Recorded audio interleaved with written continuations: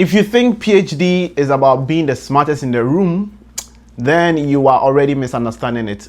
2 years into my PhD, and I can confidently tell you that this journey has stretched me more psychologically than intellectually.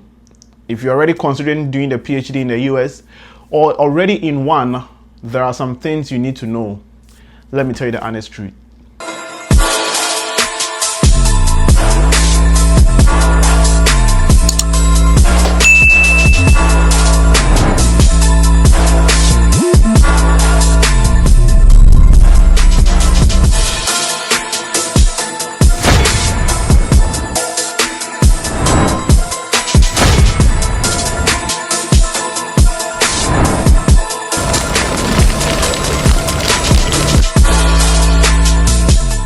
So if you're new here, my name is Kwesi Live. I'm a PhD student here in Bowling Green State University in the United States. I've been here for the past 3 years. I did my master's in public administration, graduated in 2024, and currently doing my PhD in media and communication. And so let me tell you straight away, the lesson number one that I've learned from being a PhD student is that PhD is a psychological game, not just intellectual. Right, so there are some days that you may think that being smart alone can get you a PhD or can get you through your PhD program. But what about the days where your ideas don't make sense? What about the days where you just can't pull yourself to get into the research lab, to get into your readings, to get into the things that you're supposed to do? That is where your mentality comes in, all right? So the PhD journey that you are on or you are planning to do, it's not just about being smart, it's also about being psychologically tough. It's about being mentally tough. So if you are thinking about getting a PhD, ask yourself, can I stay consistent when nobody is clapping for me, right? There are days that people will be there to applaud you and say, hey, you did well, you did this, you did that. But what about the days where there is nobody to tell you that, hey, good job, give you a pat on your back and say you did a great job? How are you going to manage that? So I think, or what I've learned so far, is that mentally you need to be very strong to do a PhD. It's not just about being smart or book smart or being the best reader or being the best researcher. You have to be mentally strong to be able to do that. Second lesson I've learned in my PhD is that no one is coming to manage you. All right, so when you see your undergrad, when professors would tell you when to do, what to do, and even give you some study guides towards exams, PhD is never like that. Nobody is going to tell you when to read. Nobody is going to tell you when to do your research. Nobody is going to tell you when to write. Nobody is going to tell you to apply for this conference or to apply for this grant. You have to manage yourself. Okay, so when it comes to these situations, you have to be a better manager of yourself than anybody else. If you feel that you are okay, you can manage yourself, you can manage your time, you can balance your education and with your personal relationships, then that's fine. If not, honestly, PhD will be very difficult. I struggled with this in my first couple of years when I was doing my first couple of months or semesters when I was doing my PhD, that, you know what, there are days I have to read. Nobody's going to tell you to read. Nobody's going to tell you that this paper is important for your research, so you have to read it and take some notes down. Probably nobody is even going to hold your hand to show you how to do the research.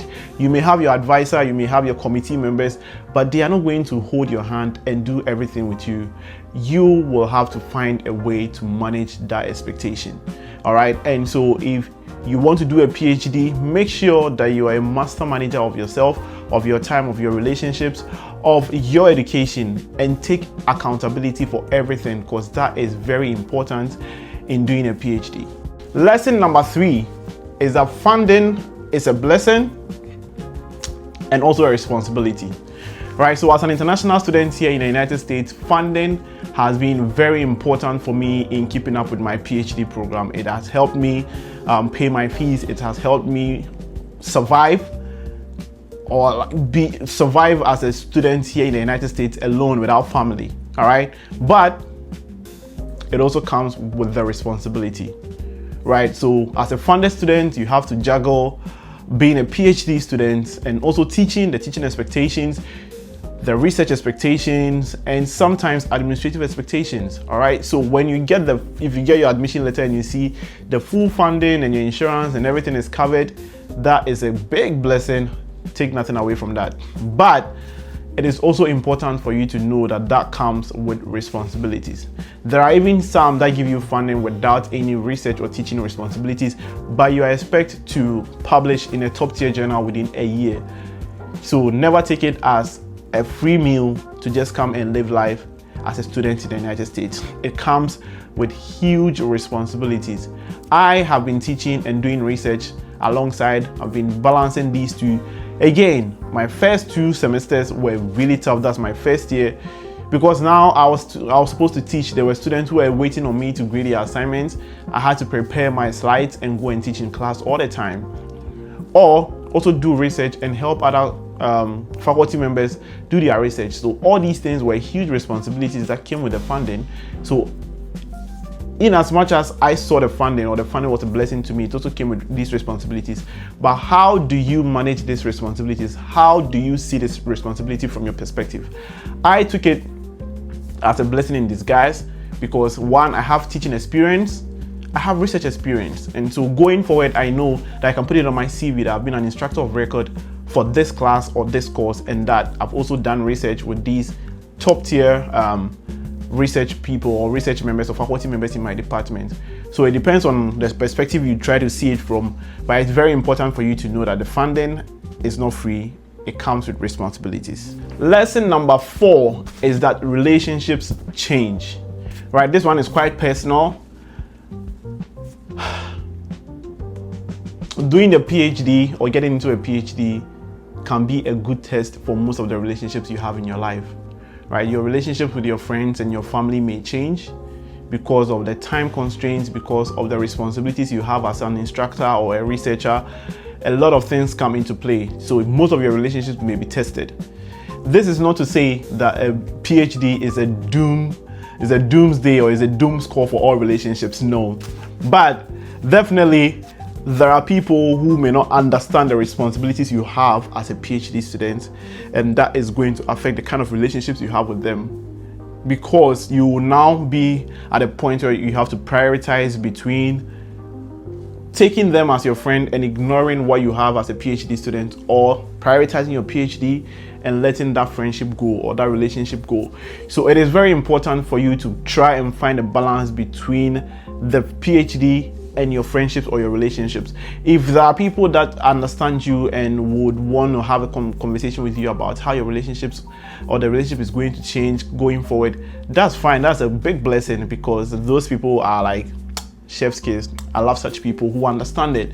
But there are some people who are not going to understand or get what this whole thing is about. Some people don't even know why you are still going in for a PhD. Some people would think you are just trying to escape from the realities of the world. That's why you're still going on to do your PhDs. And so it might be difficult maintaining the relationship with them, because some people don't even want to understand what your dissertation is about or why you even want to do research.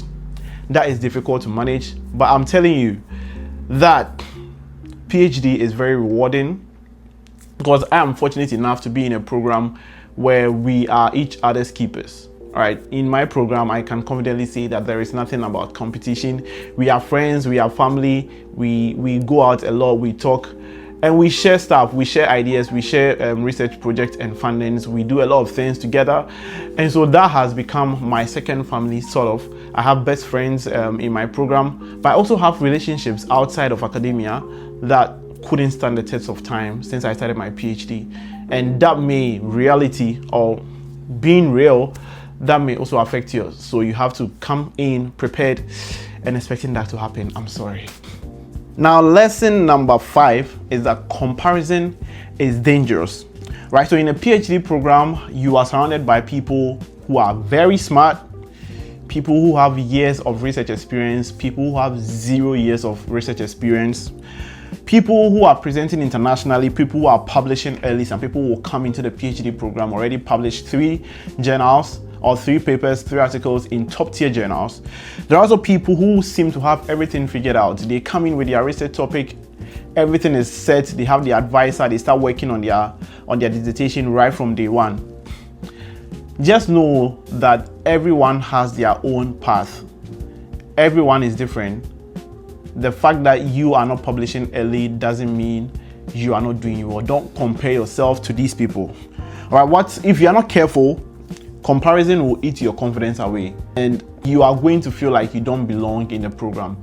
And mind you, admission to PhD programs in the US is so competitive that if you don't qualify for a PhD program, you're not going to get in. So the fact that you got into a PhD program either in the US, Europe, or anywhere means you qualify and you deserve to be there. But one thing that can take that away from you, or can steal that joy away from you, is when you start to compare yourself to people.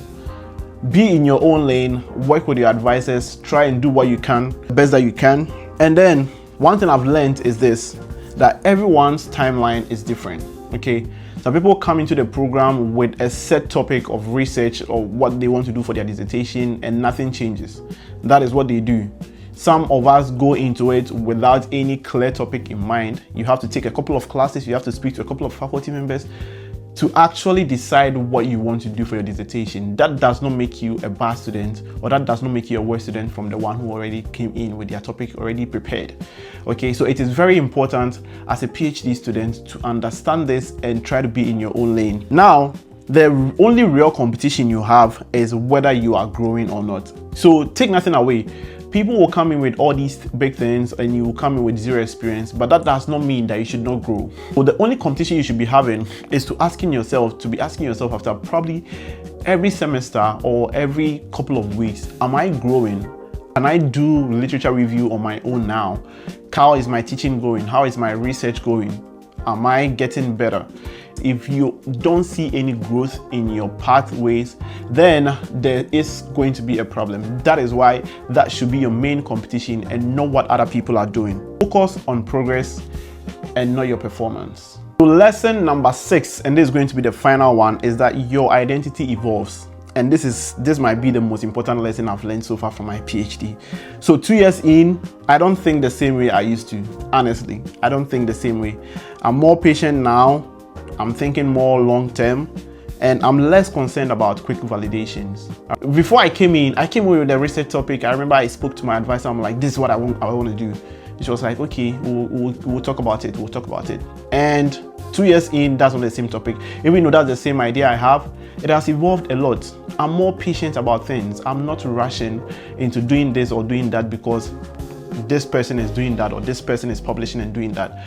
No, now I'm more patient on what I'm trying to do, and I'm thinking more long term, right? So if I'm trying to publish a paper, am I going to publish just any paper, or a paper that can make an impact, a paper that would serve as my identity of who I am as a researcher? Okay, so it's very important, especially as an international student. Sometimes you begin to understand your voice differently, and you start asking yourself, what do I want to contribute to my field? Okay, and what perspective do I bring that others don't? So as a researcher or as an international student from Ghana, sometimes anytime I'm trying to contribute or I'm trying to do anything in class, I'm looking at the perspective I'm bringing in. Is there anything different? Even with the topics that I try to research on, is there anything different I'm going to contribute? Because again, that's what a PhD is all about, contributing to the existing knowledge. Okay, so if you're not bringing anything in and if you're not evolving, then that is a big problem. So identity changing is a big thing when it comes to being a PhD student. And 2 years in, a very important lesson that I've learned so far. So to wrap everything up, I'll say, has it been easy for me? No. Has there been moments of doubt? Absolutely. There's been so many times I've doubted myself whether I can do this PhD or not. But growth rarely feels comfortable while it's happening. All right, so sometimes you have to sit back, relax, and do a reflection of where you started from and see, is there growth? So if there is a growth anywhere within your life or within your academic career, then you know that, yeah, I'm actually on the right path. Okay, so you may not see this growth every single day, but one day when you sit down and reflect on it, you will see where the growth is going. All right, so here's the honest truth I want to share 2 years into my PhD, is that a PhD will not magically make you confident. PhD is not the antidote to solving your lack of confidence issues. It will expose you where you lack discipline. Very important. So if you lack discipline in time management, PhD is going to expose that. So be very careful when you are choosing to do your PhD. And it will also test your patience. There are times, especially if you are publishing papers, you may not be patient. Some journals take months, some take years to respond or actually publish. And it will also stretch your identity for you to find yourself again and know who you are as a person, as someone who wants to be in academia or someone who wants to do research. PhD is a perfect way to stretch yourself and to find out who you are. But if you're an international student, it can transform you on how to think and how to lead. My PhD has been a blessing for me when it comes to my transformation and my identity. All right, so if you are considering a PhD in the US, don't just ask yourself, am I smart enough? That is a big thing, a big mistake that you may be making. All right, ask yourself, am I mentally prepared? Am I disciplined enough? Or am I willing to grow slowly?